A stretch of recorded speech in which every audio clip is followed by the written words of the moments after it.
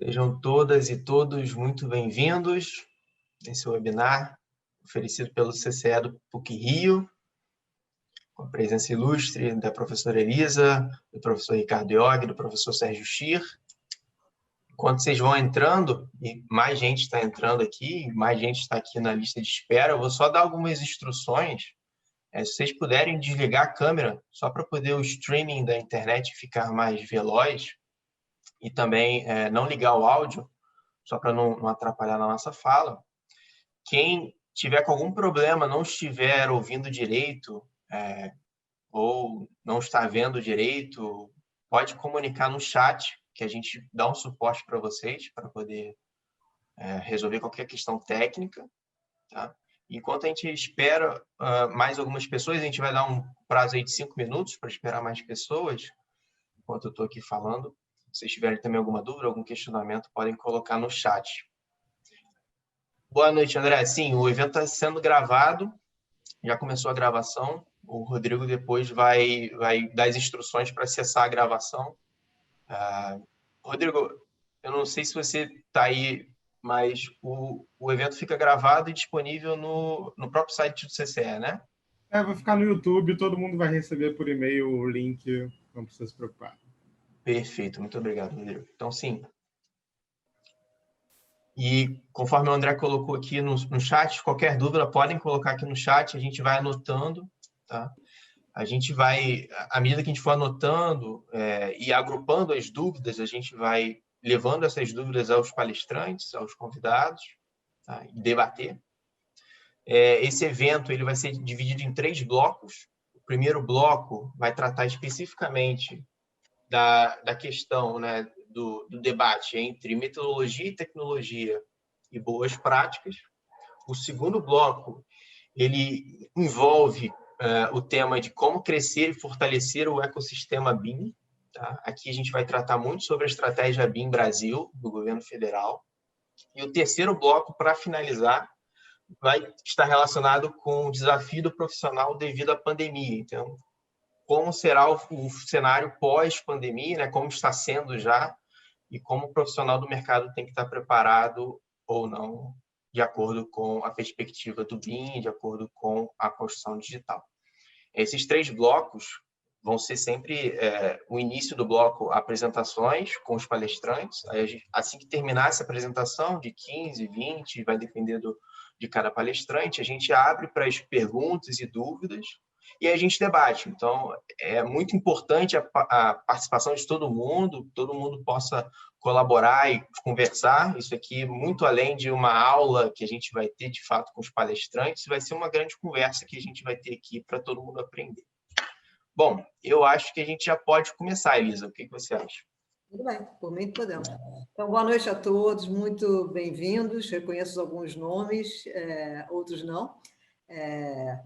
Eu estou aqui mais como uma facilitadora, junto com o Cristiano, então o meu papel aqui é mais de tentar organizar a aula, o webinar, né?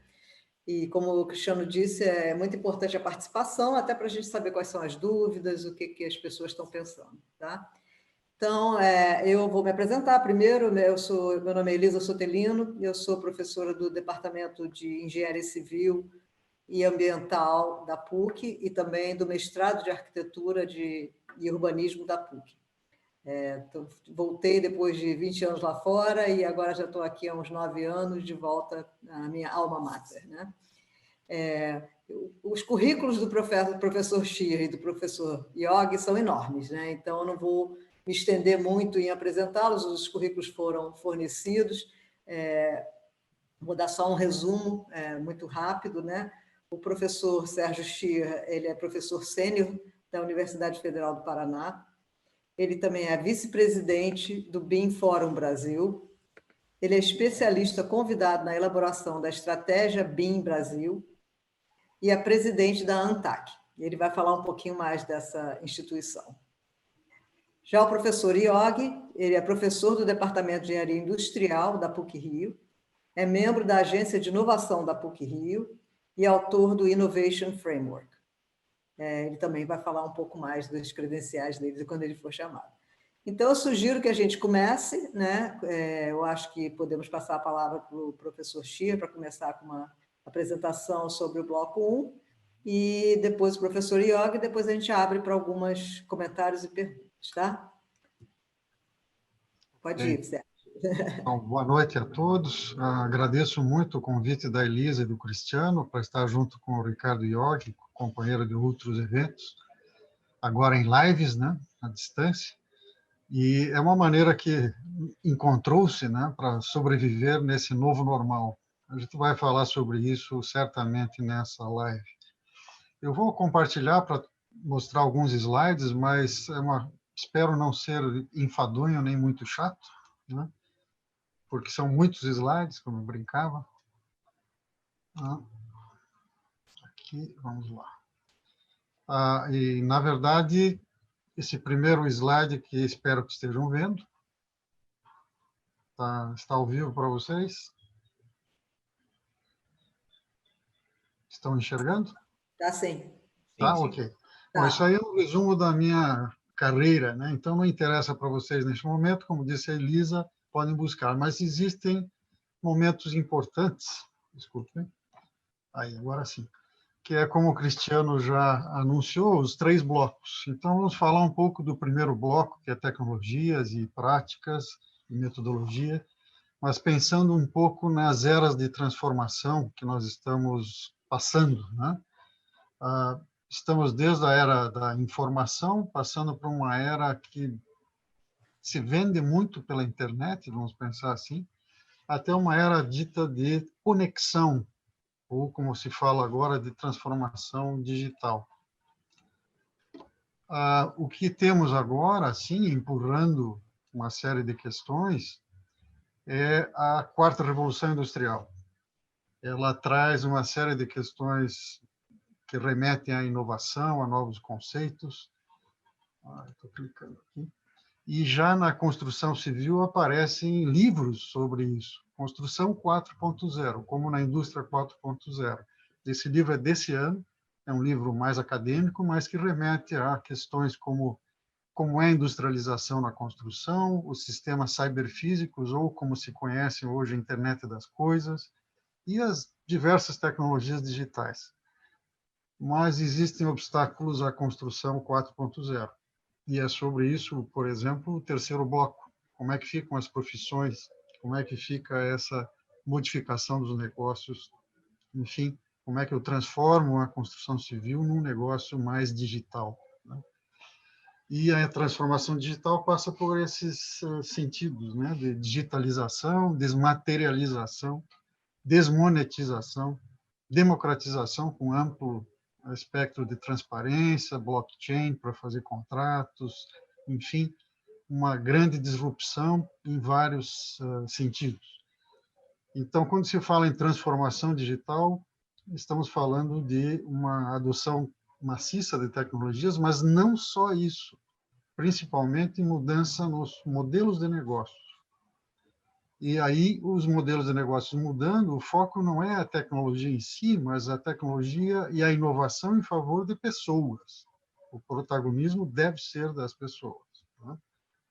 Então, temos o que se chama user experience, quer dizer, melhorar a experiência do usuário. O usuário pode ser um operário da construção e pode ser o comprador de um apartamento, né? E a modificação dos processos operacionais, de todos os processos, a digitalização de tudo isso, com mais colaboração, aí endereçando o BIM, com mais interoperabilidade, que os dados fluam entre os sistemas, e, sobretudo, também mudança de modelo de negócios. O que muda na construção civil? Bom, temos velocidade crescente da internet, temos acesso às redes, quase todo mundo tem um smartphone no bolso, com maior ou menor capacidade, mas sim, utilizam redes sociais, etc. E, sobretudo agora, ferramentas pensando em ciência dos dados, em grande volume de dados, em séries históricas e essa manipulação e análise de dados em quantidades maciças. Aparecem, sim, as ditas tecnologias disruptivas, e aí um envolvimento importante que a McKinsey trouxe a partir da indústria 4.0, elencou uma dúzia de tecnologias, e num dos manuais interessantes que aparece sobre implementação de BIM, de 2018, aparece esta figura. E essa figura eu uso em palestras mais longas sobre esse assunto, falando de cada uma das tecnologias e exemplificando. Eu acho que eu posso parar nesse momento e dizer, olha, é isso que a gente está falando. Da dúzia de tecnologias disruptivas, temos umas 10, talvez eu tenha cortado antes da hora, né? Posso fazer um teste? Decoraram as 10? Sabe quais são? Que aparecem num canteiro. Esse canteiro de obras tem, então, desde pré-fabricação, construção modular, materiais avançados, impressoras 3D, passa por veículos autônomos, nós vamos falar disso lá no final, eu tenho isso anotado, o que isso impacta no ser humano e nos modelos de negócios e nos processos, a questão de visualização, virtualização com realidade aumentada, realidade virtual, dados e Big Data e Analytics, que a gente chama, né? Análise de dados em grande quantidade, com BI, né? Business Intelligence, por exemplo. A questão de internet das coisas, com rede sem fio, de vários tipos de transmissão sem fio, pode ser Bluetooth, pode ser radiofrequência, pode ser a nossa rede sem fio Wi-Fi normal. Tudo isso misturado com computação na nuvem. Então, eu já estou lá pela 8ª tecnologia. A 9ª é escaneamento a laser, fotogrametria, estação total, levantamentos topográficos com GPS de alta precisão dentro de edifícios e fora de edifícios, fazendo uso maciço de drones, de veículos autônomos, veículos aéreos voantes ou mesmo terrestres. E a 10ª tecnologia é o BIM. Não é à toa que em vários levantamentos feitos, o Build Information Modeling aparece como a tecnologia que vai integrar essas outras tecnologias. Acho que nessa altura a Elisa fica satisfeita, diz, olha, é isso, o BIM coroa é a cereja de um bolo grande cheio de tecnologias. O modelo BIM pode ser aí uma central de informações, um repositório de dados. Tá? Esse é o recado. O que fazer com tudo isso?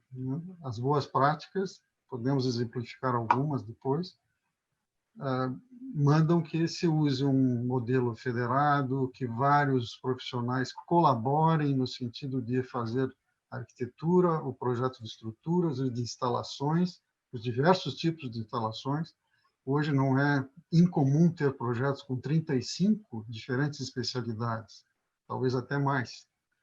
São muitos profissionais que têm que estar conectados via rede sem fio, na nuvem, trabalhando num modelo federado, fazendo a sua parte e depois colaborando para que o projeto seja coordenado desde o início. A gente vai deixar de fazer compatibilização, porque os projetos vão nascer coordenados. Isso a gente queria no século passado, viu? Não é novidade. Em 85, no Sinduscom do Paraná, saiu um livreto que chamava-se Coordenação de Projetos. E falava em DWG, 2D e etc. Não falava de BIM. Não existia BIM. Né? Hoje a gente fala de coordenação de projetos em 3 dimensões, com informações gráficas e não gráficas. Eu acho que esse é o tamanho das boas práticas que a gente deseja. Essa é a minha primeira fala. Obrigado. Elisa, está no mudo, Elisa. Desculpe. Obrigada, Sérgio. Deixa eu corrigir um erro. Eu esqueci de apresentar o Cristiano, apresentei todo mundo. O Cristiano que está falando com todo mundo, ele tem que ser apresentado também, né? Ele é o co-host, o host, eu que sou co-host.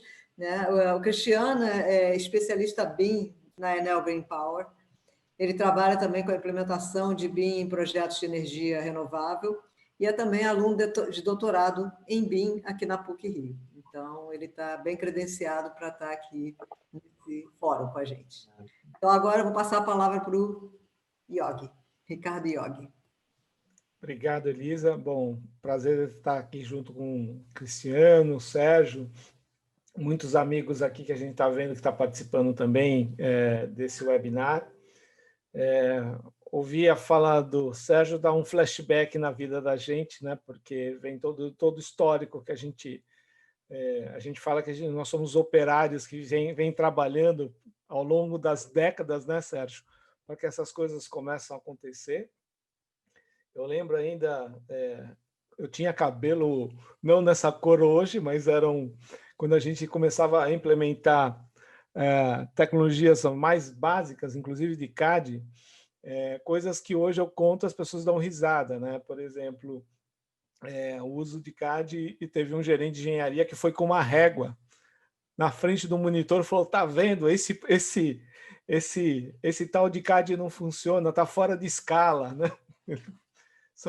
Mas um pouco disso que eu estou falando, e eu vivi isso, não acreditem, isso é uma cena real, né? A gente tem que enxergar se o que nós estamos olhando para toda essa questão dessas tecnologias emergentes que estão vindo, se a gente não vai fazer esse ato de medir com a régua monitor. Então, às vezes a gente tem a tendência de olhar para o espelho retrovisor, né, e tentar usar a tecnologia para fazer mais o mesmo, e talvez a gente está falando de um novo BIM, né, em questão das possibilidades de, inclusive, impactar processos. Essa questão que a gente fala desse primeiro bloco de tecnologia e metodologia tem muito a ver. Eu lembro que, numa conversa que eu tive com o diretor de uma grande empresa de engenharia, eu falei para ele assim, isso já há alguns anos, né, para não dizer décadas. E engenharia simultânea faz sentido para você? Eu falei, faz, claro que faz. Eu falei, por que você não fazia há 20 anos atrás? Não se fazia porque a gente não tinha as redes para conectar as pessoas para a gente trabalhar com o conceito de engenharia simultânea. Então, a partir do momento que a gente começa a ter esse mundo mais conectado, tem um aspecto aí que são esses modelos federados, né, de construção que o Sérgio trouxe, que eu falo de projetos globais e distribuídos, né? Cada vez mais vai ser importante a gente enxergar que um projeto ele não vai ser feito de uma forma física, instalado em um único local. E eu falo isso porque a pandemia acabou mostrando a fragilidade desse modelo de concentração de recursos em um único lugar. Então, eu acho que a gente vai começar a trabalhar muito nesse modelo mais global, mais distribuídos, até por eventualidade acontecer algum acidente ou um terremoto, um tufão, enfim, algo que afete aonde está sendo o projeto continue, porque ele é um projeto global e distribuído. Então, a gente está numa curva de aprendizado, né? A gente falava muito disso, mas eu acho que agora a gente está vivenciando por necessidade, né? A tal transformação digital que o Sérgio comentou, eu costumo dizer, se falava e o pessoal praticava pouco. Então, o que acontece é que todo mundo foi empurrado por uma piscina chamada transformação digital e está tendo que aprender a nadar agora. E aí vem a questão de não usar a tecnologia pela tecnologia, mas conseguir criar processos onde a gente consiga fazer esses projetos de uma forma global e distribuída, né? E isso cada vez mais vai aumentar, principalmente, né, com o uso do IoT, o Sérgio comentou da construção 4.0. Imagine as possibilidades que teremos a partir do advento do 5G, que está aqui, já na porta para acontecer, né? Então, o ponto que a gente começa a discutir não é se usa ou não usa BIM, mas sim como nós iremos usar e reinventar processos que nós temos, porque a gente começa a falar de uso de novas metodologias, uso de realidade aumentada, uso de um conceito chamado Phygital, né, que é você mesclar o mundo físico e o mundo digital, e a gente vai ter que aprender a usar tudo isso e desenvolver novas práticas. Então, acho que a gente tem uma prática do BIM, que é do status quo, e a gente vai começar a explorar novas práticas a partir das potencialidades que a gente vai ter a partir de agora, já que a curva de aprendizagem de transformação digital se acelerou em 3, 4, 5 anos nesse efeito colateral.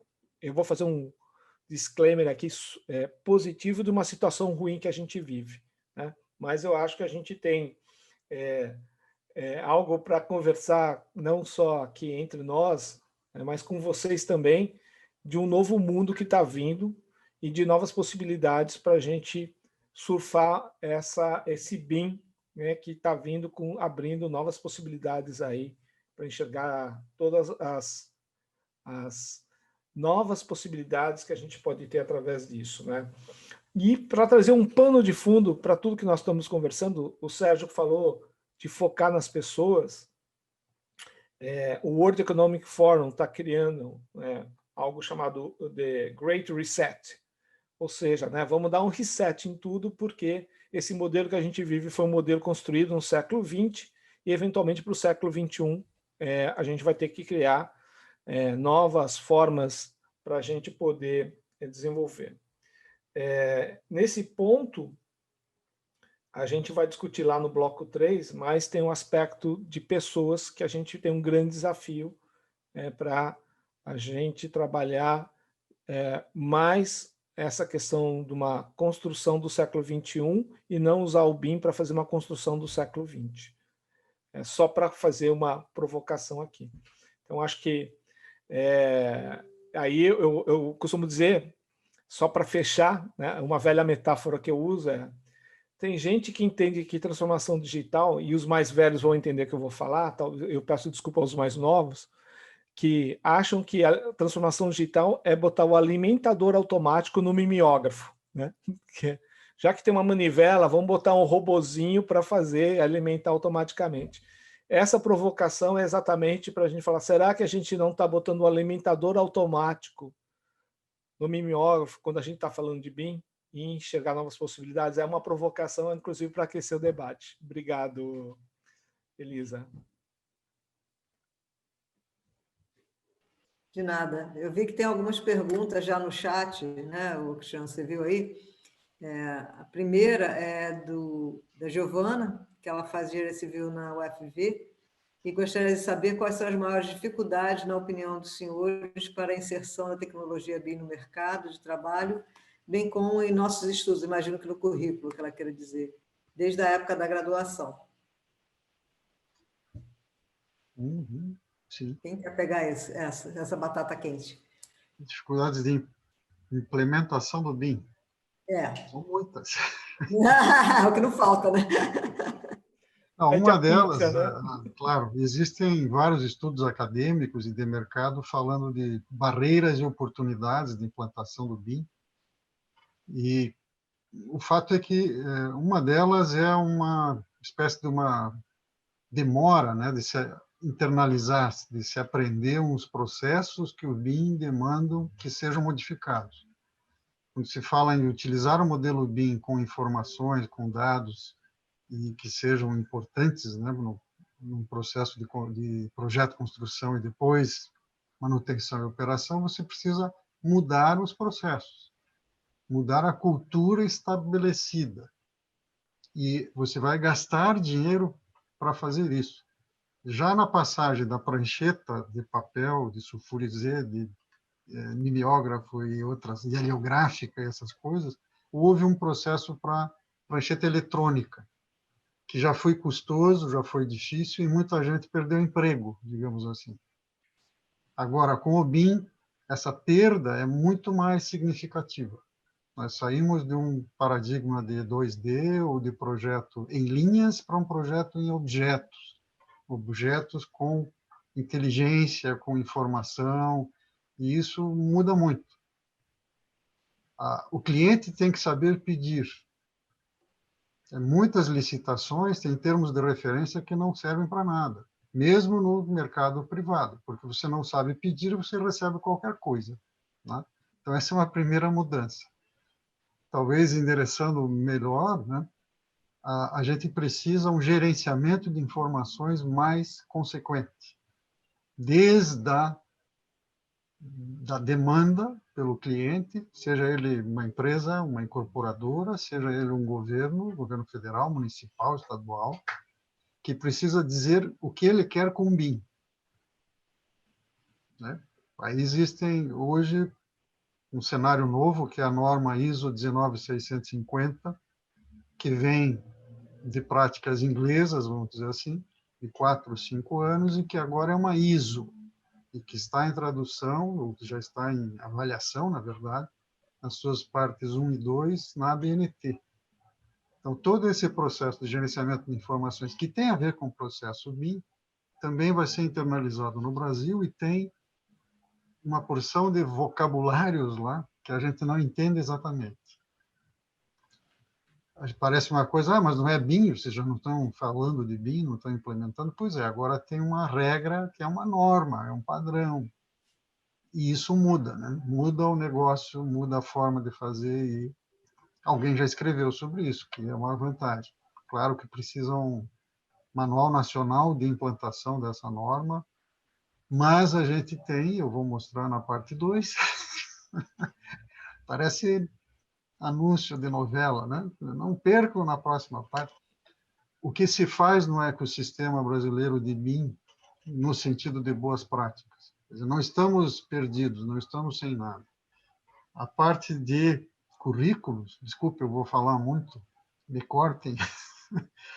Existe, por exemplo, um evento que aconteceu em 2018 e 2019, que é o Encontro Nacional de Educação, de Ensino de BIM.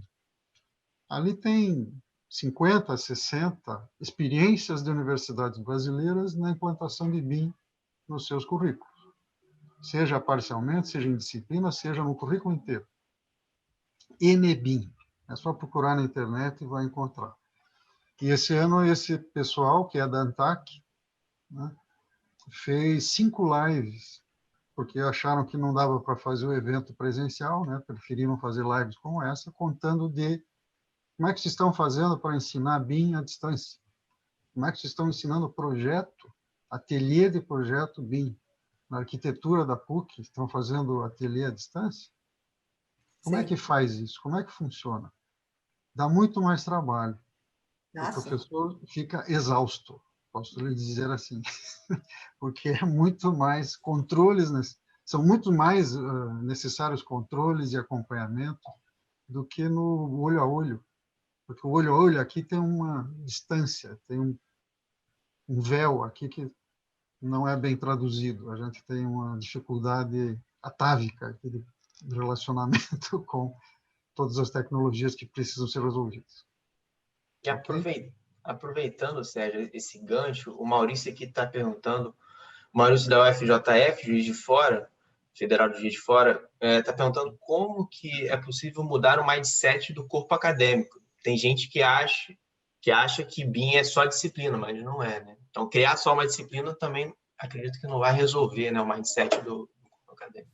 Sim, talvez valha dizer uma definição consagrada hoje é a de Sukar, né, Bilal Sukar, que é da Austrália, ele é da Turquia, enfim, mas é pesquisador, e tem lá em 2007 para 2009 uma definição que fala que BIM é um conjunto de políticas, processos e tecnologias para produzir um modelo que seja útil para concepção, projeto, execução, manutenção e operação. Só dizer isso já mostra que o professor que disser que BIM é para fazer a concepção e a modelagem já errou de saída, né? Ele tem que entender um pouco mais. Claro que tem a parte de modelagem, que é o primeiro passo, se entender com a ferramenta, com o sistema de autoria BIM, mas ele é a menor parte. Instinto informar. Isso é só o começo, né? Aliás, também tem uma pergunta aqui da Cristiane, da Firjan Senai. Ela está perguntando se, na sua perspectiva, o BIM deve ser compreendido como metodologia, processo, plataforma ou tecnologia. Eu acho que você acabou falando aí, mas... Sim, a Cristiane Magalhães é uma doutoranda aí da USP, né? Do Senai do Rio, é uma militante de BIM aí na Carioca, eu diria.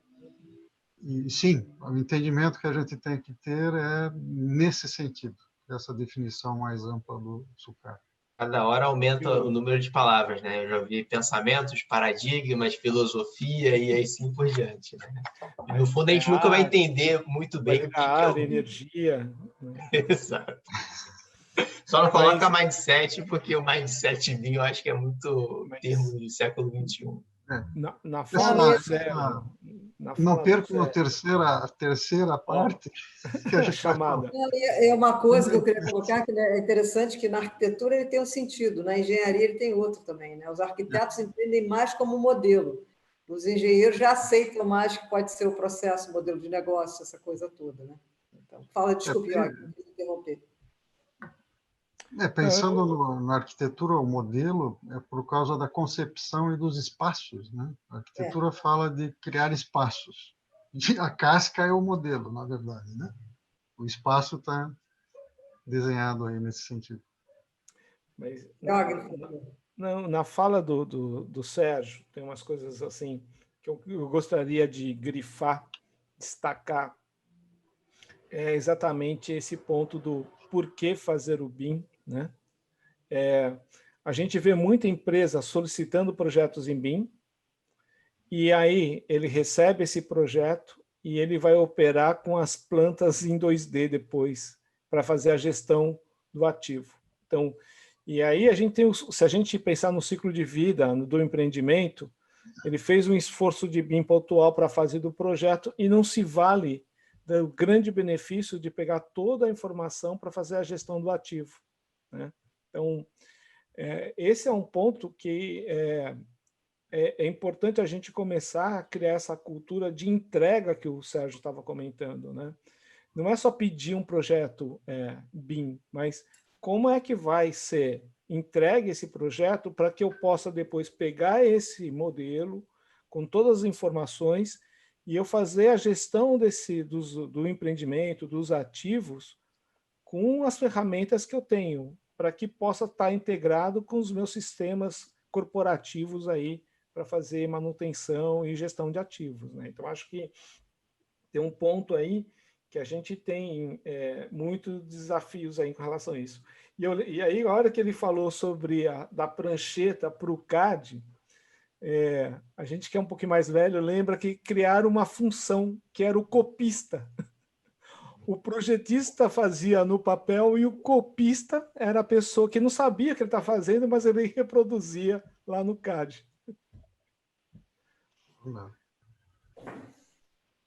Mas essa é a provocação aí, da gente enxergar essa visão mais ampla para pensar no olhar da gestão de ativos aí. Que aí está, principalmente, o grande benefício de todo o esforço concentrado naquela fase de projeto, né, que o Sérgio estava comentando. Uhum. E só para complementar a questão da parte acadêmica, a gente tem um movimento acontecendo que são a reformulação dos currículos de engenharia, que está acontecendo, as DCNs, que tem o apoio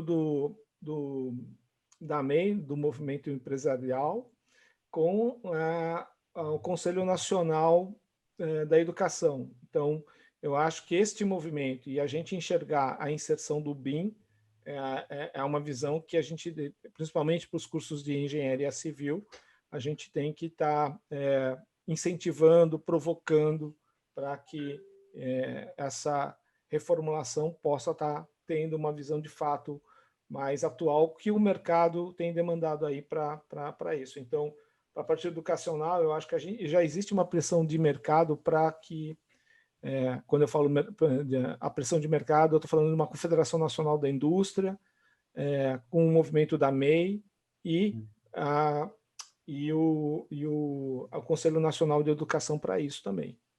E aí até eu estou curioso, até para saber do Sérgio, né, se ele tem notícias de algum movimento nesse sentido aí. Os DCNs estão sendo Isso, apresentados pela ABENGE, né, a Associação Brasileira de Educação e Engenharia, e eles não falam em BIM, claro, eles falam de habilidades e competências, mas elas remetem ao processo BIM, vamos simplificar assim, o paradigma BIM, né? enfim, por quê? Porque você precisa aquelas habilidades e competências que aparecem relativas à concepção de projeto, a gerenciamento de projetos, à execução de projetos, todas podem ter um eixo dentro da modelagem da informação da construção ou BIM. A resposta é várias disciplinas num currículo vão endereçar o BIM de alguma maneira. Talvez não escrevam lá BIM, nem precisam, né? Porque elas vão ser de concepção de projeto, usando o modelo tridimensional, paramétrico, pronto, já falou de BIM. Não vai mais falar em 2D, né? Vai falar em visualização espacial, vai falar em execução de uma obra no tempo 4D, digamos, pensando nessa modelagem, de alguma maneira. Tem mais umas 2 perguntas aqui no chat que eu vou fazer, e depois a gente já pode, acho que para o próximo bloco, né? Acho que senão vai ficar muito tarde. Okay. A primeira é que se o decreto, né, para o uso de BIM em projetos públicos válido a partir de 2021 pode ajudar na implementação e desenvolvimento do BIM no Brasil. De cima para baixo, ajuda? Segundo bloco. Não tem bloco. Então, aguarde, Vitor Mesquita. E tem uma última aqui, não, tem mais 2. Natália Burger. O database management pode ser considerado um dos pontos fundamentais a ser exercitado para garantir a estruturação da informação? Yogi, quer responder? Eu acho que a gente é interessante que a gente vive a questão do famoso momento do Big Data, né? Se fala de Big Data.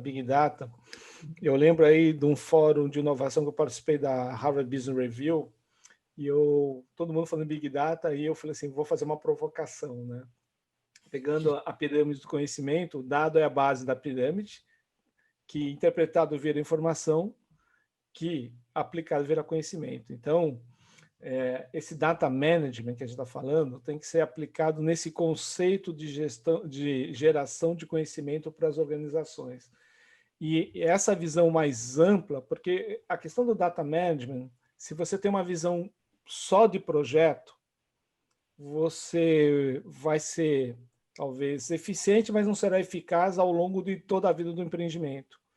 E aí a minha provocação é olhar o data management como a semente de algo que vai estar no ciclo de vida do empreendimento. Então, isso é um desafio, porque demanda mais esforço, demanda mais tempo e recurso para isso, ou seja, acaba encarecendo a fase de projeto, mas ao longo do ciclo de vida do empreendimento vai baratear muito a operação. Então, se um projeto típico tem lá 2 a 5 anos, a operação vai ser 30 anos, né? E aí, a minha provocação é esse data management mais eficaz demanda custos maiores, e essa sempre foi uma discussão que a gente teve, e aí quem paga essa conta, né? Porque quem está fazendo não vai ter os benefícios desse processo. Mas é uma boa questão que a gente tem que começar a trazer para a mesa e discutir sobre isso. Existe um benefício global, mas pontualmente existe um sacrifício maior de tempo e recurso alocado. Aí até queria ouvir a opinião do Sérgio sobre isso também, né? Endereçar o BIM, o modelo BIM como um banco de dados, é um começo como esse que o Yogi coloca, o Ricardo coloca, que você tem que se organizar, né? Você tem que conhecer um pouco mais sobre o seu negócio, sobre a construtora fazendo edifícios há 20 anos e não sabe como é que fez os anteriores. Você precisa armazenar dados de cada edifício. A gente estava começando um trabalho aqui, a construtora há 10 anos tentando se organizar, diz, olha, eu tenho aqui uma dúzia de edifícios que eu conheço exatamente como é que foram feitos e quais os custos, como é que eles aconteceram, etc. Estão organizados, mas não constitui um Big Data ainda. Mesmo assim, vai dar muito trabalho ainda para se preparar para poder usar esses 10 anos de dados que eles já têm. Porque eles não fizeram antes, eles não aprenderam antes a fazer uma racionalização de dados para usar isso ao longo do tempo. Então, criam fórmulas loucas e que ele acha que funciona, porque aí usa mínimos quadrados qualquer lá, e diz, puxa, está dando certo aqui. Só que ele compara pipocas com laranjas, tatus com abóboras, e assim por diante. Aí não consegue, não tem uma padronização das coisas adequada. O que acontece hoje nas questões de banco de dados, aí a gente está chegando a usar banco de dados não convencional, vamos dizer assim, os não SQLs, né, os, sei lá, e aí muda, porque você começa a jogar tudo lá dentro e a aprendizagem de máquina vai chegando lá, aprendizagem profunda, e consegue resolver algumas dessas coisas. Algumas, a gente não tem tudo ainda bem resolvido, mas mudou o cenário. Então, produzir esse conhecimento, como o Ricardo falou, não é trivial. Muita porcaria vai aparecer no meio do caminho. Muitas informações vão levar o foguete para o lado errado. Né? E isso é um problema. Mas, se a gente começar agora a pensar em banco de dados estruturados, a partir do modelo BIM, com informações gráficas e não gráficas, e aí parametrizadas, você começa a ter uma história organizada de informações, de dados, perdão, que vão gerar informações e que vão gerar conhecimento depois, nessa ordem. Subindo na pirâmide, para decisões de alto nível. Perfeito. Obrigada, Muito obrigado, Sérgio. professor. Quer fazer a última, Cristiano? Vai lá. Para encerrar o bloco, a pergunta aqui do Medeiros, que trabalha na Polícia Militar do Estado do Rio de Janeiro. Ele lidera uma equipe grande de engenheiros e pergunta aqui se existe alguma experiência bem-sucedida que possa servir de benchmark nesse processo, né, de implementação BIM, por exemplo, na Polícia Militar do Estado do Rio de Janeiro. Eu lembro que vocês começaram a falar no início dessa conversa sobre iniciativas militares. Vocês têm algum benchmark aí de memória? Eu tenho alguma coisa de slides ali que dá no final do bloco 2, que responde um pouco. E aí eu posso tecer mais comentários. Posso fazer agora, mas acho que fica mais ilustrado. Tá bem? Perfeito. Eu acho que a gente pode ir para o bloco 2, né, Cristiano? Isso. Então, o Medeiros aguarda um pouquinho, que a gente já vai... Um pouquinho de paciência. Isso parece novela, hein? Não perca o próximo capítulo. Quem quer começar? Você de novo, Sérgio? Quer o Iogue quer ir primeiro? Como é que faz? Como quiser. Pode ser o Sérgio aí, até que ele está com os slides, sempre nos inspira. Tá bom. Bom, aqui, deixa eu compartilhar aqui, então. Vamos ver. Me contem porque eu não consigo ver vocês depois que eu compartilho. Tá dando para ver. Tá aqui. Já veio, já estou vendo. Tá. Então, esse aí é para completar aquelas 10 tecnologias, na verdade, dizendo, olha, respondendo algumas perguntas, né, o ciclo de vida da edificação, como é representado em muitas palestras, pensando na industrialização e numa transformação digital mais forte, tem esse segundo anel, que fala da industrialização, e que fala de robotização, fala de automação, fala desse tipo de coisa. Talvez ajudando um pouco o que a Elisa gostaria, é sempre bom lembrar que o BIM traz já uma primeira disrupção, que é o esforço que a gente tem que fazer para controlar os custos. A nossa habilidade vai diminuindo ao longo do tempo, então eu preciso fazer isso o quanto antes. Então, é fazer esta pequena modificação. Isso é uma grande disrupção no modelo de negócios que a gente tem hoje. Pensar o projeto antes, pensar o projeto em detalhes, com toda a equipe, inclusive os empreiteiros, os construtores, antes. E só isso já é um grande paradigma a ser quebrado. Né? Ok? Então, BIM aparece aí como uma inovação dita disruptiva, porque melhora o resultado final, a confiabilidade dele, melhora o tempo, normalmente, de execução, e, por isso, sobra mais tempo para o gerente. É isso que diz esse slide do Bruce Cousins, que tem um blog chamado BIM Daddy, lá em São Francisco, na Califórnia, ele fala sobre isso. E ele coloca BIM junto com tecnologias disruptivas. Esse blog é de 2015, tá? Ele já falava de tecnologias disruptivas e BIM em 2015. Né? Então, estão 5 anos à frente do que a gente anda falando agora. Muito bem, o bloco 2 fala de um ecossistema. Né? Daí eu fiquei pensando o que a gente poderia falar. E, na verdade, a gente tem um cenário, né, que começa muito antes do que essa fala aí, né, que é de 2013, junto da ANTAC e a CEBIC, num evento que juntava já alguns players daquela época. Isso aí envolveu muitas pessoas. Só na área de TIC e BIM a gente tinha umas 40 pessoas conversando sobre um documento de formulação de políticas de ciência, tecnologia e inovação para a área de construção. E falava de BIM como mudança cultural. Isso ainda é atual. Na questão do ecossistema, aparece o BIM Fórum Brasil, e me perdoem, porque ele começou a funcionar mês passado. Né?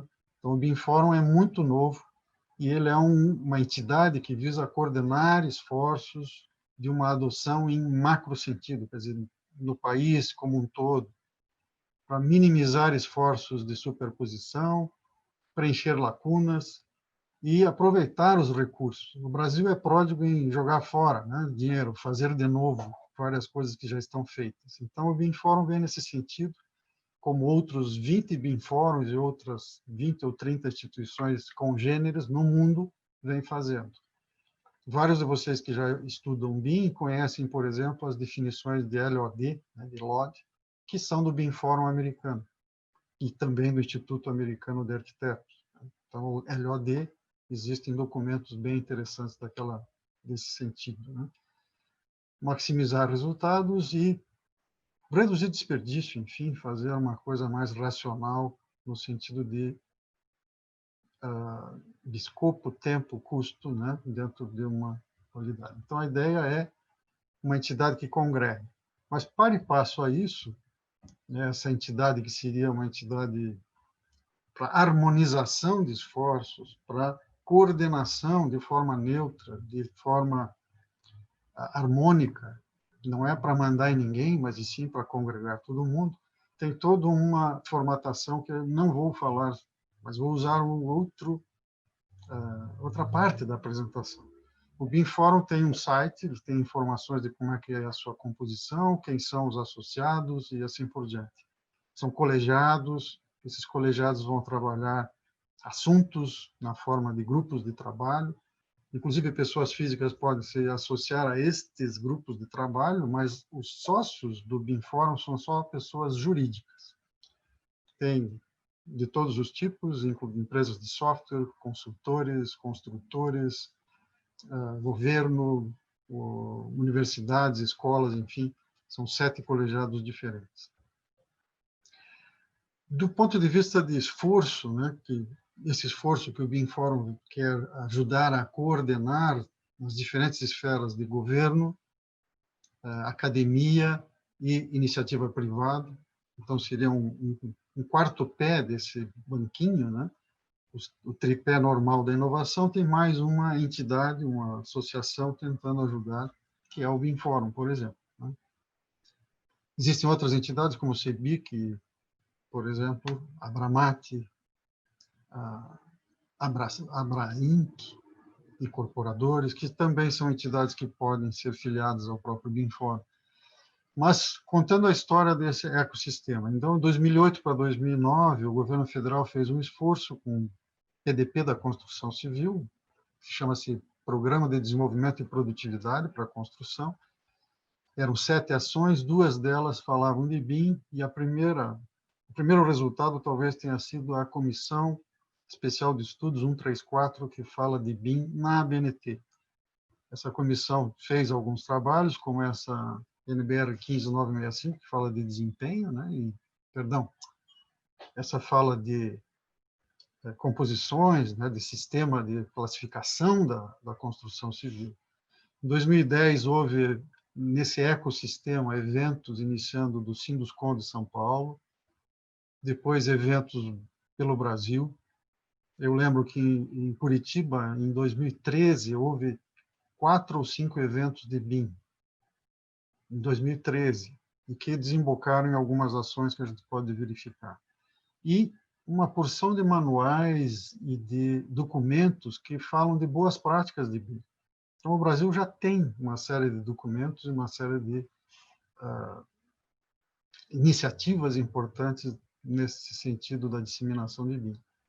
Em 2014, saiu uma edição traduzida da primeira edição do Manual de BIM, do BIM Handbook, do Charles Eastman e outros. É um livro de 2008 que nós temos traduzido e esperamos que no início do ano que vem saia a tradução da terceira edição. Tá? Não vou dar muito spoiler sobre isso, mas está em andamento. Manuais da CIBIC, que saíram em 2016. É uma coleção de 5 manuais, mais um livreto, e que fala, então, de um trabalho da Câmara Brasileira da Indústria da Construção. Depois, a Estratégia BIM, em 2018. Existem outros manuais que saíram ali em 2013, 14, ou 2018 também, que tem a ver com a BDI, que foi citada, né? E essa estratégia de BIM tem uma plataforma, tem um esforço. Essa plataforma é operacionalizada pela Agência Brasileira de Desenvolvimento Industrial, que é a BDI, e a própria BDI também financiou uma coleção de manuais de BIM. São mais 5 ou 6 manuais, mais uma documentação de templates, de modelos, de processo BIM. Então, a gente acaba dizendo, puxa, o Brasil não tem nada. Não é verdade. O Brasil tem uma história, a gente tem uma outra linha do tempo com colocações desse tipo, mas mostrando, olha, já existe um esforço. Esse esforço precisa, sim, uma harmonização para potencialização. Então, existem vários documentos, eles falam de BIM, algumas entidades trabalhando nesse sentido. Frente à questão da estratégia BIM-BR e os decretos presidenciais, o decreto presidencial de 2018, que foi assinado no ENIC em Florianópolis, Encontro Nacional da Indústria da Construção, da CEBIC, vejam a importância, né? O presidente foi a Florianópolis para assinar um decreto que tem a ver com a implantação de BIM. É certo que o presidente era o presidente Temer, era um governo anterior, mas esse governo que assinou lá atrás, em 2018, também assinou em 2019, perdão, o novo governo assinou em 2019, né? Só que houve um problema, né? Houve uma demora porque os ministérios foram repaginados, né? Reestruturados. Isso levou um belo tempo aí para ser rearranjado, no sentido do BIM também. Mas, já em 2020, em abril desse ano, há um primeiro decreto que fala de compras governamentais. E aí sim o poder de compra dos governos. O governo federal mostrando como pode ser esse influenciador do uso do BIM como uma boa estratégia, uma boa metodologia, um novo paradigma para a gente mapear, incentivar aí processos de projetos melhores, resultados melhores com recurso público, com qualidade, produtividade e resultado final para o cidadão. Então, esse processo, ele disciplina como que pode ser colocado o uso, né, de termos de referência, de compra, de licitação, pensando em BIM. Vários ministérios, esse aqui é um pessoal que trabalhou na estratégia de BIM, foram várias reuniões, enfim. Em 2018 saiu a primeira estratégia, assinada pelo Temer, como eu falei, e aí sim aparece a estratégia BIM-BR nos seus marcos. Né? 2021, o governo federal pretende, em projetos de certo porte, né, contratar BIM. 2024 e 2024 projetos e execução dos projetos, construção, e 2028 projeto, execução e manutenção e operação sendo contratados com o BIM. A pergunta é, todos os projetos do governo federal? Não, aqueles que sejam relevantes, aqueles que sejam importantes, de tamanho, em quantidade de recursos, em o que for. Né? E existem metas para cada um, existem ações estratégicas para cada uma dessas coisas. Então, a estratégia estabelecida em 2019 fala dos ministérios, como a gente tem na formatação de hoje, o Ministério da Economia, que deu lugar ao Ministério do Desenvolvimento da Indústria, Comércio e Serviços, era antes quem coordenava, agora o Ministério da Economia, o superministério, né? E o Casa Civil, o Ministério de Ciência e Tecnologia, o Ministério da Defesa, com as 3 Forças Armadas, Saúde, etc. E os diferentes decretos publicados. Também houve, pensando na estratégia de BIM, o lançamento de um termo, um chamamento público, número 3, que tem a ver com ações de BIM. Então, a execução dessa estratégia teve a ver com esse edital. Esse edital tem 9 metas, 31 submetas, 5 das 9 metas têm a ver com o BIM.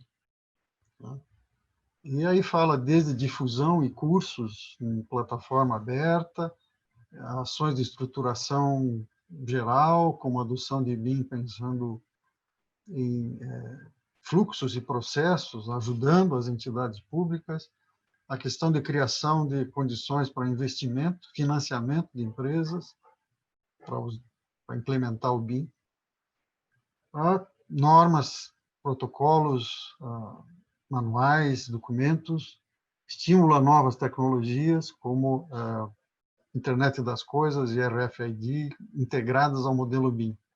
Tá? A ANTAC, que eu hoje presido, participa bastante dessas ações do edital, que foi ganho na sua licitação por essa entidade, né? A Rede Catarinense de Inovação. Tá? Então, isso está em andamento.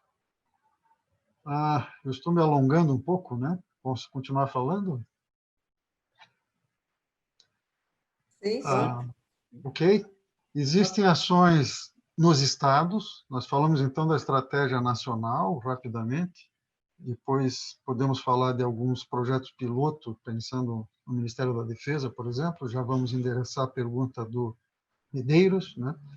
Mas existem iniciativas estaduais. Por exemplo, o COSUD, que é do Sul e Sudeste, tem lá uma ação junto com a Frente Parlamentar de BIM, né? E o Paraná, onde eu moro, e eu posso comentar um pouco mais, tem um processo de implantação de BIM que vem de 2014. Então, não é uma coisa rápida, não é uma coisa recente. Todo um plano foi estabelecido e vocês veem aí alguns exemplos dos resultados já alcançados. Existe um caderno de BIM, que é o 11º caderno de encargos. Os 10 anteriores têm a ver com construção em geral, projeto em geral. O 11º é o que coroa esse conjunto de cadernos de encargos e fala de BIM. Então, todo o resto alimenta o modelo BIM, vamos dizer assim, de alguma maneira. Existe, então, para e passo a estratégia nacional, uma estratégia BIM-PR de Paraná, né? Ela teve toda uma história, todo um arranjo como no governo federal, tem as suas ações, seus objetivos específicos, pompa e circunstâncias, etc. E tem um LABIM, que lidera esse processo na Secretaria de Estado de Infraestrutura e Logística, e que fez alguns exemplos interessantes de termos de referência e desenvolvimento de projeto em BIM. Então, estes 2 projetos, o Centro de Atendimento ao Turista e o Conselho Tutelar, têm a ver com implementações da Paraná Edificações, que tem a ver com essa secretaria, e que acabaram, nesse caso do Conselho Tutelar, só para dar uma ideia, não é uma obra grande, mas a construtora que executou elogiou, e não só isso, ela acabou no tempo e no orçamento.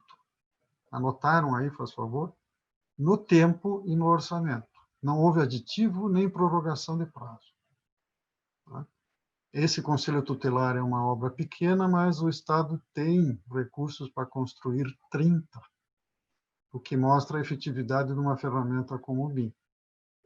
E o Estado não precisa 30, precisa 150 construções destas. Ok?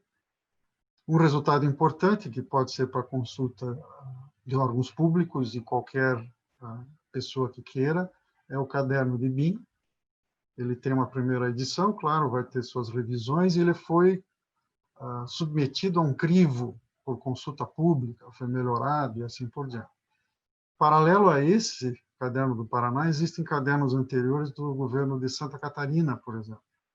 Pelo menos dois cadernos que falam de BIM. Esse já é um mais novo, né, digamos, do que os de Santa Catarina, que está em revisão.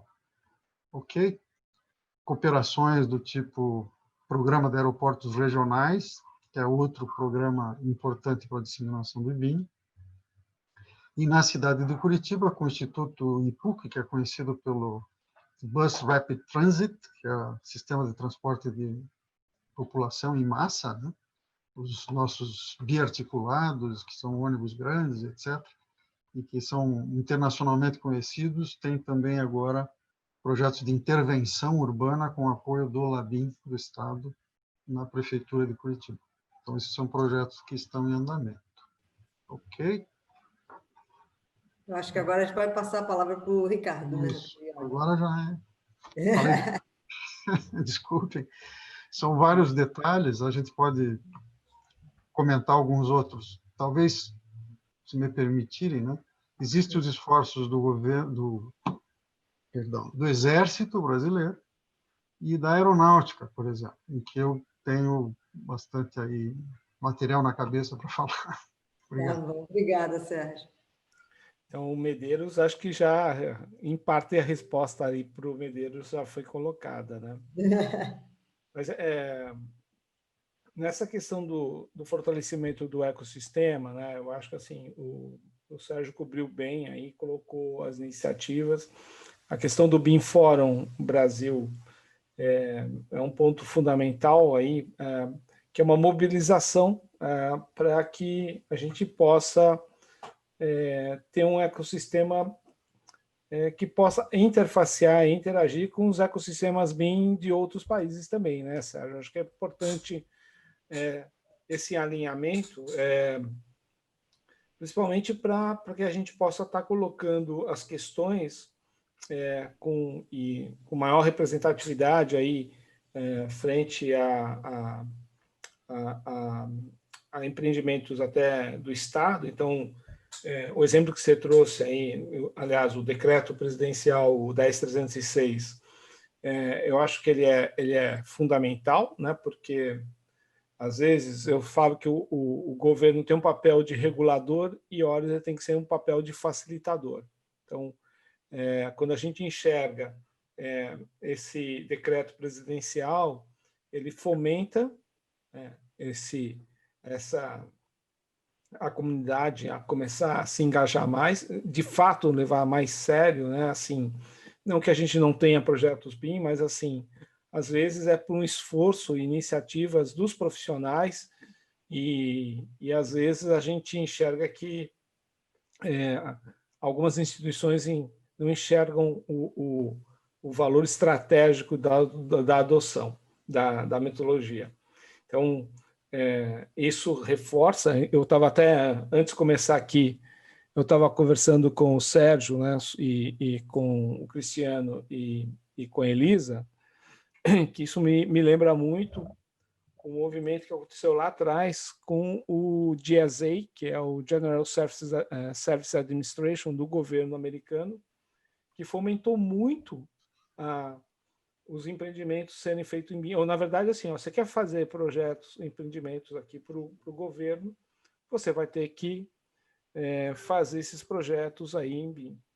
E eu deixo, inclusive, compartilhado no chat aqui, para quem quiser ver, eles têm os BIM Guides lá, né, de projetos 3D. Então, é bacana a gente enxergar que esse é um movimento importante de fazer. E o governo, aí tem um papel nosso também, como profissionais ligados à área, de mobilização também, de engajamento com o movimento do BIM Fórum Brasil, mas também localmente, aí, em questão de municipalidade, governo do Estado, para que a gente também possa replicar, né, e não só projetos na ordem da esfera federal, mas tanto de estados e municípios também.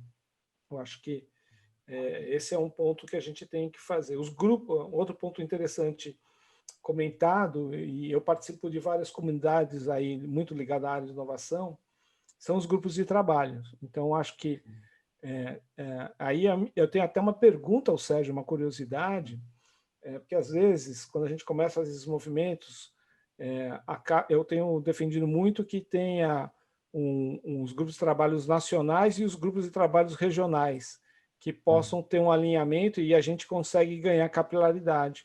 Você tem alguma notícia, Sérgio, de como é que esses grupos de trabalhos e qual vai ser a dinâmica desses grupos, até para não ficar algo restrito a um petit comitê, às vezes? Do BIM Fórum Brasil? Exato, sim. Não, a associação começou o mês Não, passado, né? você Não, falou, tem um mês. E claro que existe um desenho e esses grupos vão sair por assunto, né? Então, vamos dizer que o assunto seja disseminação do BIM, tá bem? Então, monta um grupo. Eu acho que essa situação que vivemos de pandemia e distanciamento social, etc., revela que é possível fazer muito trabalho à distância. Eu vou fazer um paralelo.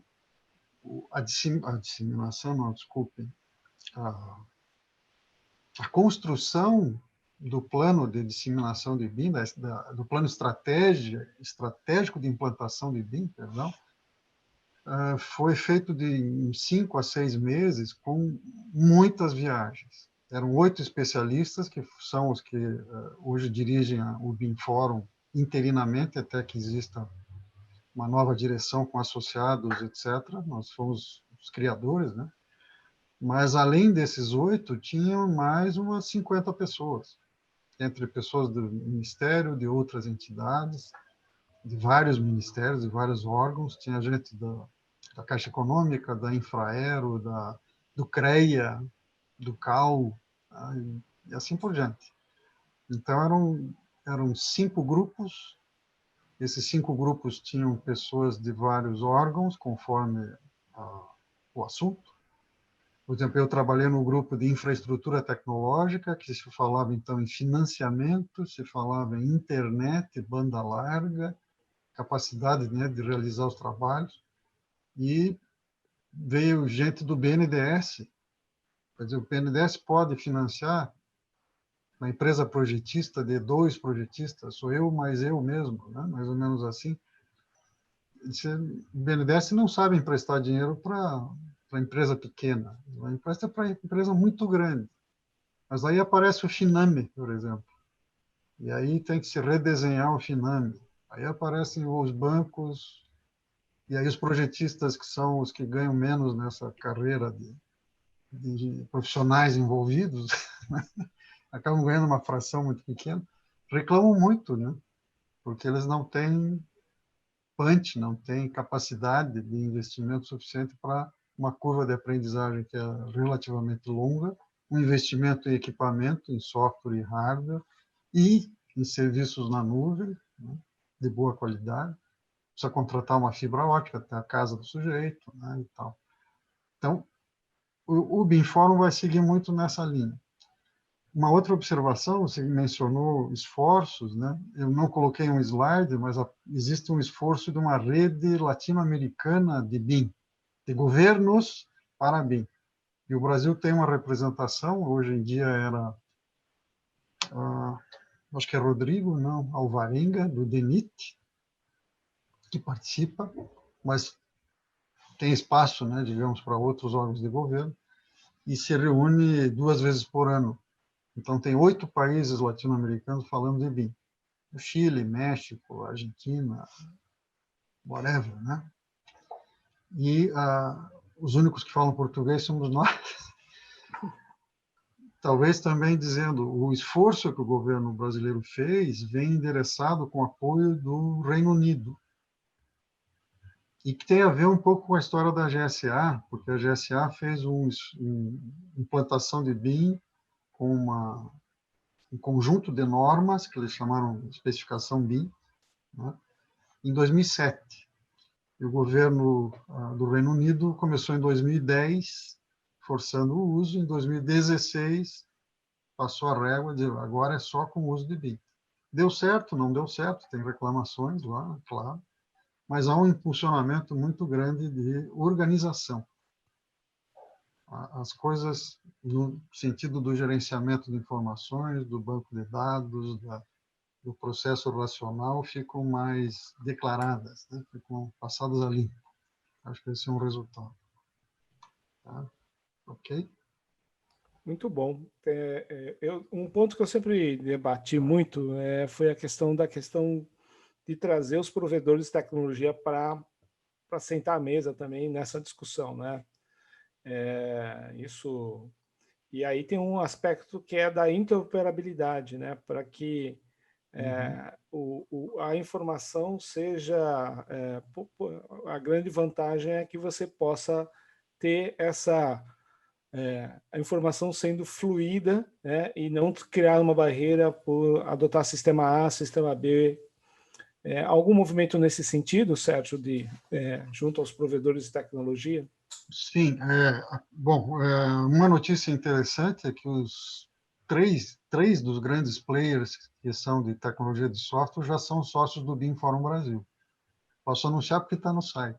É Autodesk, Graphisoft e AK Software. Fora, não esqueci de ninguém. Devem entrar outros, né? 1 ou 2 ou 3 ainda para entrar. Então, só mostrar assim, o pessoal de tecnologia de software vai ter que conversar com a gente sobre padrões neutros de interoperabilidade, porque o endereço do BIM Forum também é a Building Smart. A Building Smart International, provavelmente a gente, BIM Forum, vai iniciar um capítulo no Brasil. Tem um custo, tem um envolvimento complexo lá, enfim, mas existe como um dos projetos prioritários, né, do BIM Forum. Então, sim, interoperabilidade é assunto. Sim, a nonação estratégica, o objetivo estratégico da BIM-BR é incentivo ao uso de padrões abertos. Então, Muito bom. tá lá. Esse é um ponto. O terceiro bloco, né? Não, Senão... só para fechar esse bloco, uma pergunta aqui do meu amigo Amauri.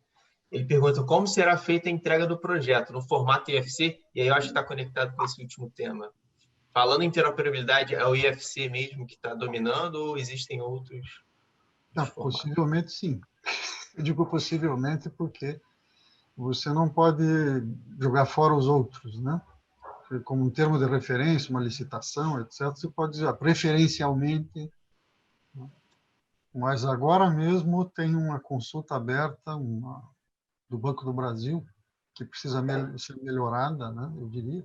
Então, jogaram para que a gente dê palpite e que fala em formato proprietário, o que justifica o fato de existirem licenças por dentro da instituição. E agora, então, eu preciso manter o formato proprietário, que é mais performante, é melhor, etc. Bobagem. Se pedir certo, pode ser IFC. Existem muitos visualizadores até gratuitos. Não importa onde que o sujeito fez o modelo, seja qual software de autoria de projeto, né, tenha sido usado, não estou dizendo o nome de nenhum, né, ele pode simplesmente pedir, querem IFC, versão tal, e aí usa um visualizador de modelos e faz o seu trabalho de verificação, né?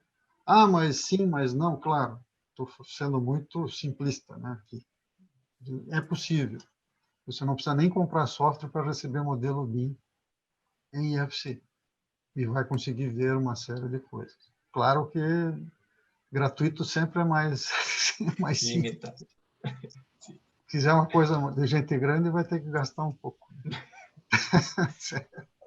Obrigado, Mas dá para fazer muita coisa com modelos em IFC, e depende do que se quer, né? Perfeito, obrigado. Obrigada, professor Sérgio. E agora, então, vamos para o último capítulo, né, da novela, capítulo 3. Não percam.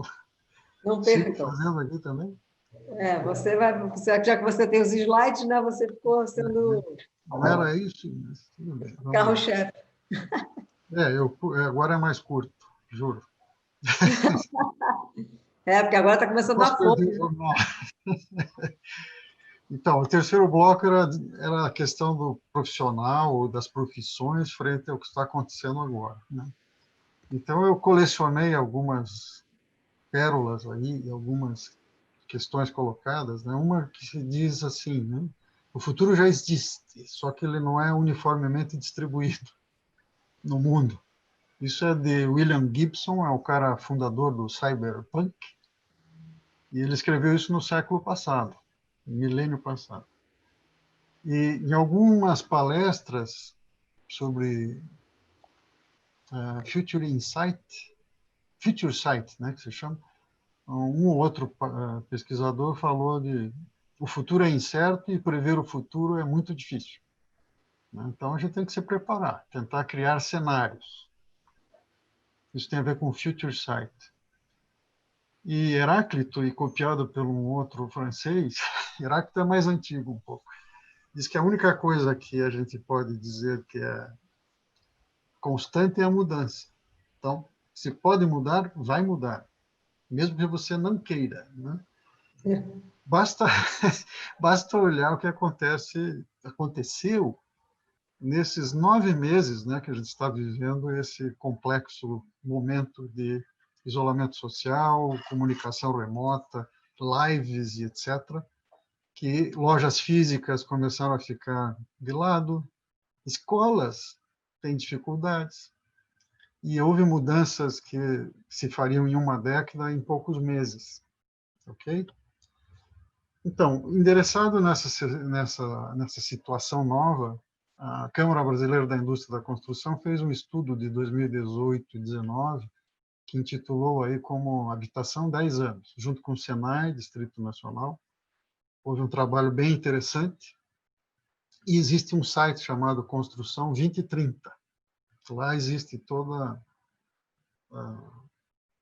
parte, desse relatório num formato de hipermídia, hipertexto, mas eles levantaram visões ou sinais de futuro nessa técnica chamada Foresight, e que levanta, por exemplo, tecnologias, né, como casa ativa, morar provisório, co-living,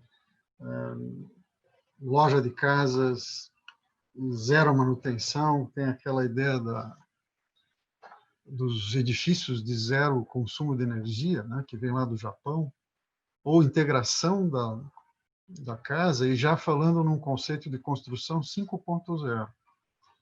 Ok. Então, são tecnologias levando para ideias como industrialização, construção modular, impressão 3D, novos materiais, sistemas biomiméticos, adaptação de máquinas. E o setor ferroviário também fez um levantamento, eu participei no anterior em 2 momentos só, e nesse aqui, num dos dias, levantando questões também com o Foresight para o setor ferroviário de cargas. Muito interessante, porque muitos sinais de tecnologia se aplicam à construção de obras de infraestrutura, ferrovias, tá? Outro cenário é que, nessa constante de mudança de modelo de negócios, aparecem as startups. Existe um movimento bem interessante das Construtechs, por exemplo, e que são startups que pegam algumas tecnologias e tentam fazer uma solução de um problema e escalar o seu negócio. Aí se chama startup. O Jorge depois pode confirmar aí se a minha teoria está boa. Então, essa nova cultura de inovação na construção fala de uso de GPS, câmera 360, escaneamento a laser, computação móvel, aquelas tecnologias que a gente colocou na figurinha do canteiro, lá, que vai cair na prova depois, né? Aqui no Paraná, não é porque eu não sei outros exemplos, né? Aqui é o exemplo que eu estou vivendo mais de perto. Existe uma visão de um ecossistema de inovação da construção civil e mercado imobiliário. Então, tem um grupo aí de uns 40 empresas ou pessoas, mas eles acabam, pela comunidade Sebrae, chegando a 400 techs. Só que são Construtechs, PropTechs e GreenTechs. As PropTechs têm a ver com o mercado imobiliário e as GreenTechs com desenvolvimento sustentável, projetos mais verdes, digamos assim, né? Então, isso é um movimento importante. Em São Paulo existe, se olhando aqui o de trás, né, umas 300 Construtecs catalogadas. Santa Catarina tem 83, Paraná 63. São os 3 primeiros nessas categorias. Aqui já aparecem 400. O levantamento anterior não está muito casado com o que está acontecendo na rede Sebrae. O Sebrae é muito numeroso, os números do Sebrae espantam.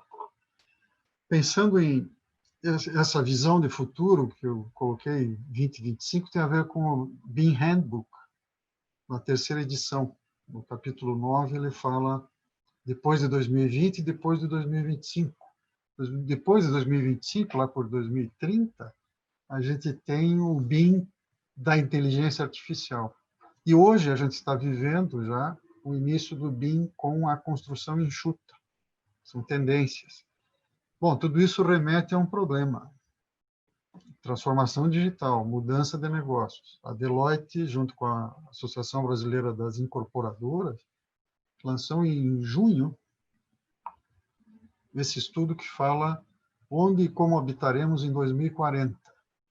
De novo, é difícil prever o futuro, mas você tem que fazer esse exercício, né? E aí remete nisso. Você tem que pensar um pouco mais no futuro para, pelo menos, acertar a direção um pouquinho melhor, né? Sair na frente. Como é que fica o profissional do mercado, desse novo normal? A gente já faz eventos de uma forma muito diferente. Eventos numerosos, dá para falar sobre eles agora, mas fala-se em habilidades e competências, o Yogi comentou alguma coisa das diretrizes curriculares nacionais, e nesse exercício de futurologia, a pergunta é não saber se o ser humano não vai mais poder dirigir caminhões, por exemplo. É quando ele não vai poder dirigir caminhões, por vários motivos de segurança. E aí a pergunta em paralelo que o professor Fábio fez numa palestra de um evento que acabou sexta-feira, falando desse tema, a construção 2030, é quando o ser humano vai ser proibido de trabalhar em canteiros de obras. Essa é a pergunta. Quando? 2030? 2035? E o novo profissional vai ter que ser um sujeito mais resiliente, no sentido de continuamente ser treinado e requalificado, não dá para ficar parado. E algum colega, durante essa palestra, comentou dos 4 Cs. A questão de crítica, a pessoa tem que ser crítica quanto às coisas que recebe, né? Para não cair nas fake news, vamos dizer assim. Tem que saber se comunicar com diferentes mecanismos, colaborativamente, é o 4 C, e com criatividade. Isso é recorrente, né? O recado aí para o novo profissional é preservar pessoas mais do que o emprego, né? Então, você tem que dar ocupação para as pessoas. Habilidades desejáveis para a construção civil do futuro. Do futuro, piada, né? Para mim, isso é necessário já. Pensamento analítico e visão estratégica, falando de data analytics, big data, séries históricas que a gente não sabe fazer na construção civil, na média, né? O mindset, que alguém já falou, tem que ser um mindset de crescimento, como você coloca, que é uma tentativa de aprender sempre, né?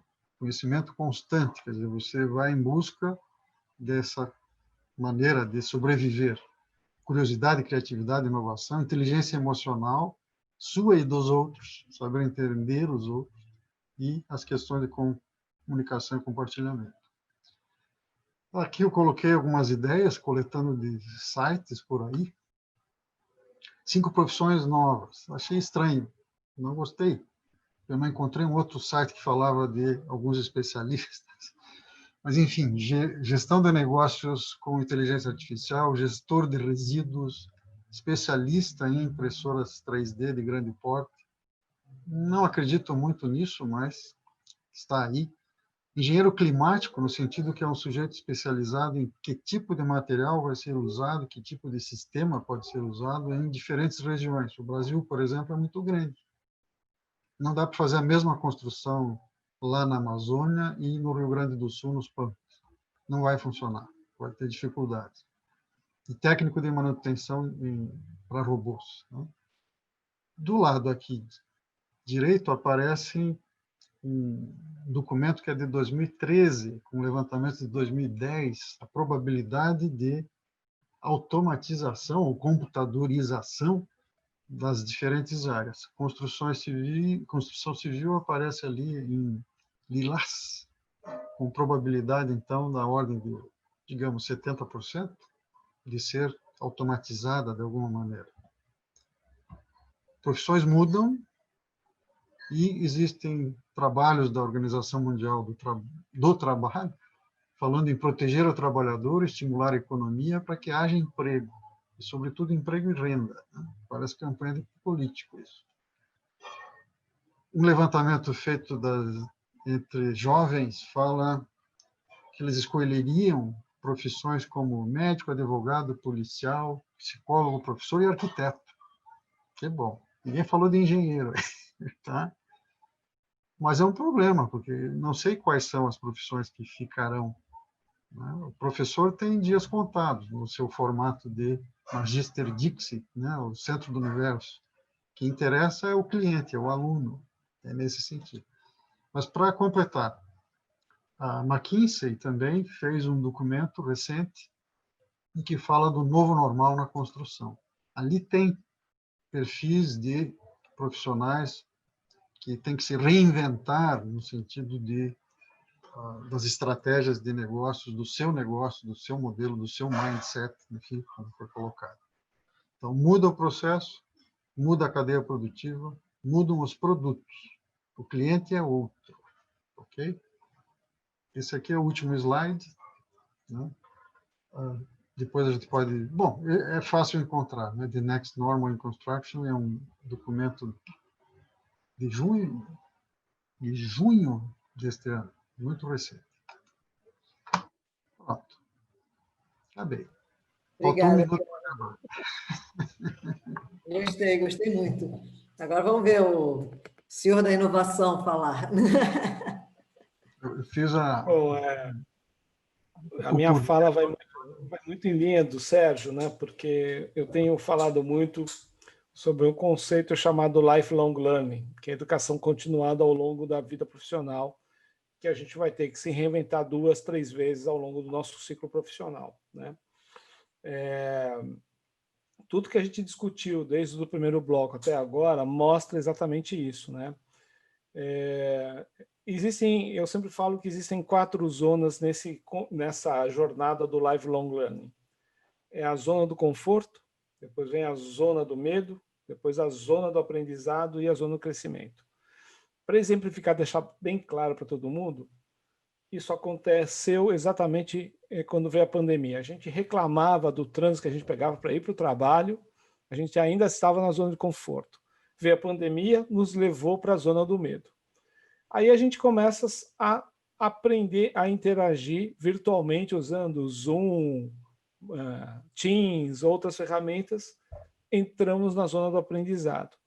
E aí começa-se agora a discutir modelos híbridos de trabalho, presencial, virtual, profissionais que podem trabalhar remotamente de outros estados, outras regiões. Essa é a zona do crescimento. Então, a notícia é que esse processo de educação começa a ser contínua. A grande vantagem é que a gente tem um leque de caminhos para isso, né? O Sérgio falou um pouco dessa questão de olhar para os impactos da tecnologia, né? Então, o World Economic Forum fez um estudo, depois eu posso compartilhar, exatamente sobre isso. 75 milhões de empregos existentes vão sumir, só que 135 milhões vão aparecer. E é muito em linha com aquilo pontuado pelo Sérgio, né? Pelo Sérgio Chia. A questão da visão sistêmica, análise crítica, comunicação, colaboração. É uma mescla de hard e soft skills, né? E essa questão levou, inclusive, o Japão a trazer o conceito da sociedade 5.0. A indústria 4.0 vai provocar esses 75 milhões de vítimas, que não necessariamente serão 135 que vão aparecer com essas novas oportunidades de emprego. Então, o Japão começou a focar muito todos os movimentos, inclusive da indústria 4.0, no contexto de sociedade, né? Para que essas pessoas que serão vítimas do processo que a tecnologia vai trazer, para uma recapacitação, que elas possam ser inseridas e serem produtivas nessa nova economia. Foi muito bom o Sérgio está comentando isso, né? A questão é se vai ter ou não vai ter gênero no canteiro, quando é que não vamos ter, né? Então, é um pouco daquilo que a gente falava no início da Revolução Industrial e o ambiente inóspito que eram as plantas, as fábricas naquele momento. Então, eu participei de alguns eventos aí falando sobre veículo autônomo na indústria da mineração, por exemplo, né? Aqueles grandes caminhões enormes, mas é um processo, porque, enfim, se você pensar em todo o benefício que vai ter de um ambiente mais seguro, a gente tem que enxergar que esse profissional que hoje dirige esses veículos que serão autônomos deverão passar pelo conceito da sociedade 5.0, ser reinserido na sociedade com um novo papel, e não, vamos deixar por uma questão de emprego. Então, é uma mudança que assim. Tem um autor chamado Steven Pinker que fala do novo iluminismo. Esse momento é um momento histórico que talvez lá na frente a gente vai estar lá nos livros, né? Os últimos analógicos. Como é que esses últimos analógicos viveram essa virada do século XXI? E só para contribuir com o que o Sérgio falou sobre as startups, eu colaboro muito com o programa Inovativa Brasil do Ministério da Economia. O ano passado foi muito legal ver startups, né, da área de engenharia, construção, as Construtecs, sendo destaques num programa que é o maior programa de aceleração de startups da América Latina, né? E a gente viu algumas Construtecs despontando e se destacando frente ao universo de várias startups de várias áreas aí. Então, tem um trabalho muito interessante. E ali é onde o Sérgio está ali, a Federação da Indústria do Paraná também faz um trabalho interessantíssimo no envolvimento de startups aí, principalmente de base científica e de empreendedorismo científico que eu falo. Então, eu acho que a gente tem que enxergar todos esses elementos, né? Não ficar com medo nem desesperado, né?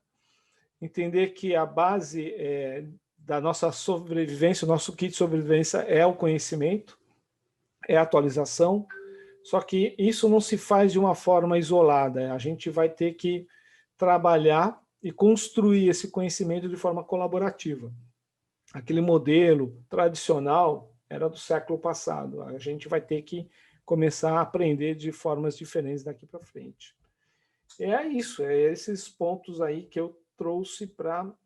um último, vocês vão começar a ouvir muito uma sigla chamada ESG, que vem do inglês, né? Aqui no Brasil é ASG, que todas as organizações vão dar maior foco nas questões ambientais, sociais e de governança.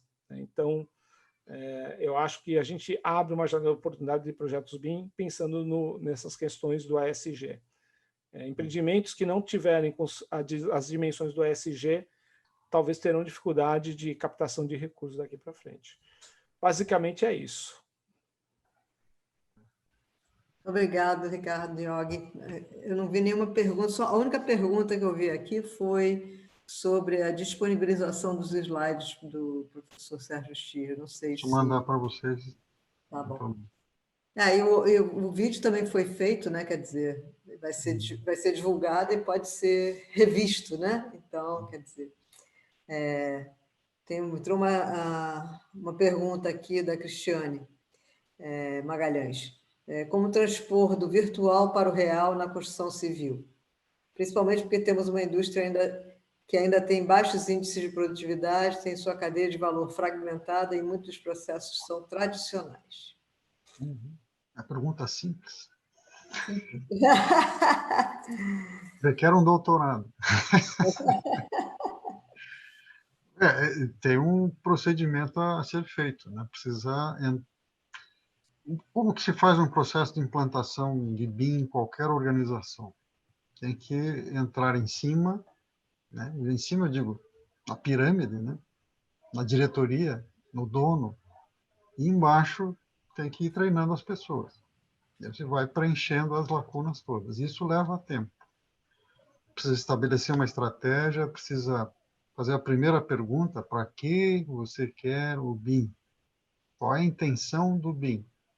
Qual é o uso que você vai dar para o BIM? Porque o BIM é uma parte do processo todo. Quando eu falei dessa norma 19.650, o BIM está enclausurado dentro de um processo que desemboca o modelo BIM, e depois do modelo BIM tem mais dois modelos. O modelo da edificação, digamos, e do ativo, que seria a operação e manutenção, que é depois do BIM. Depois do BIM ainda tem vida. O cliente está pedindo um modelo de informação sobre o edifício que ele vai morar, que ele vai operar, que ele vai viver. E muitas coisas são fora do BIM. Começa aí o problema. Então, dizer que a construção civil não tem toda a digitalização, isso é verdade. Mas tampouco o processo no mercado tem tudo digitalizado. Tem vários outros processos que não são da construção civil que também não são. Eu lembro bem de Fórum Brasil. Como é que eu assinei a ata sem ir para São Paulo? Eles mandaram pelo correio para mim? Não.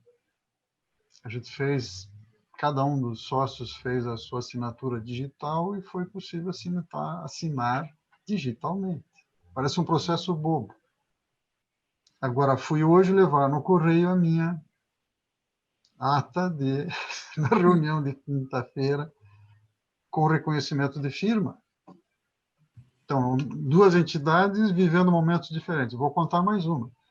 Processo de votação, não na nossa, mas uma terceira, que a cédula está indo pelo correio, porque os associados entenderam que não dava para fazer.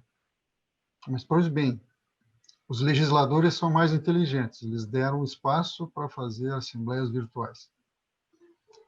Até 30 de outubro, e no fim tem mais uma lei e mais um decreto que permite até 31 de 12. É mais ou menos isso que tem que fazer com o BIM. É permitir que eu possa mandar o modelo em FC para que eu olhe num visualizador mais fácil e rapidamente tire as informações que eu preciso para alguma decisão. Obrigada, Sérgio. O último comentário aqui, ele está perguntando para você, eu acho bom você recomendar direito, tá? Pelo assunto BIM estar em alta, estão surgindo muitas oportunidades, vendendo cursos, pós-especialização, seja um manager BIM, é uma área que tem muito interesse. Como não cair em golpe, escolher um curso que realmente me qualifique? Tem alguma dica? Obrigado por compartilhar. Olha quem está oferecendo, né? Qual é a instituição que está oferecendo, quem são os professores do curso, qual é a ementa do curso, se não está prometendo muito por pouco demais, né? Porque é um processo lento. Acho que existem vários cursos, eu dei aula em alguns são melhores, outros piores, enfim. No mercado, de fato, tem muitos cursos. Então, precisa procurar bem, porque começa a aparecer gente que vende curso de BIM, que, na verdade, mal é um curso de modelagem em BIM, de um software específico, e não é, de fato, do processo BIM, ou do paradigma BIM, ou de tantos nomes que a gente possa ter, né? Aí esse é o cuidado. Tem que olhar e talvez perguntar, né, para um ou outro professor. Professor Elisa, a senhora recomenda esse curso? Professor Cristiano, professor Jorge, conhece isso? Conhece esse cara? Aí a gente fala alguma coisa. Certo. Tem mais alguma coisa no chat? Teve um comentário sobre o valor dessa discussão para as DCNs. Eu acho que a gente já falou sobre isso, né? A PUC, por exemplo, o Departamento de Engenharia Civil já está bem adiantado fazendo isso também.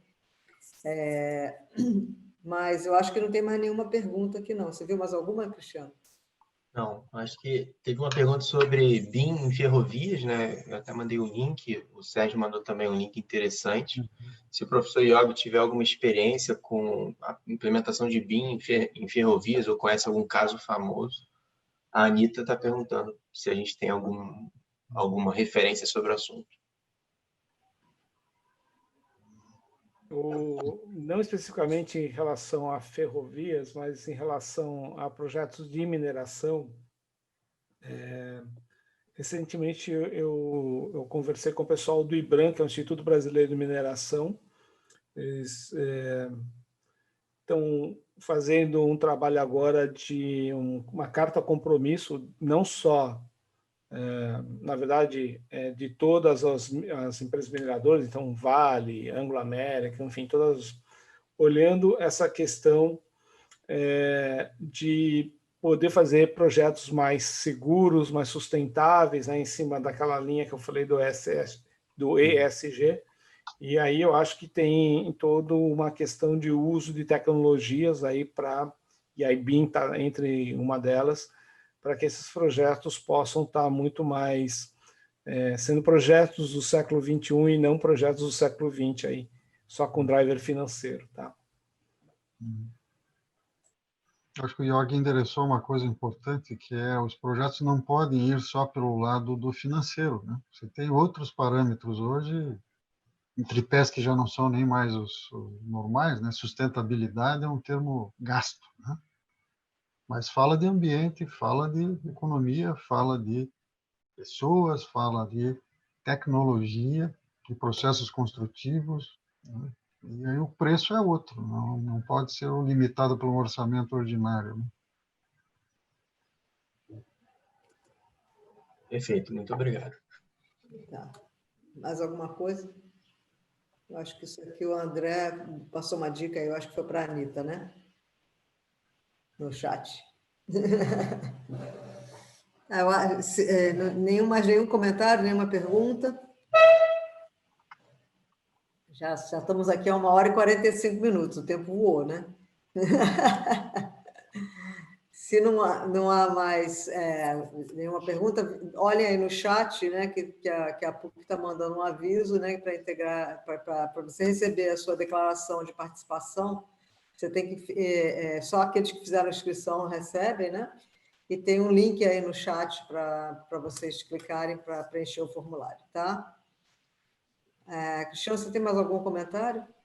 Não, era só isso. Agradecer a participação dos nossos queridos palestrantes, Sérgio Chia, professor Iogi. Esse vídeo está sendo gravado, depois vai ser disponibilizado no YouTube, a gente vai mandar o link para vocês. E também agradecer a participação de todos vocês. Chegamos aí ao auge de 70, quase 80 pessoas, então foi muito gratificante. Espero que tenha sido enriquecedor para todo mundo.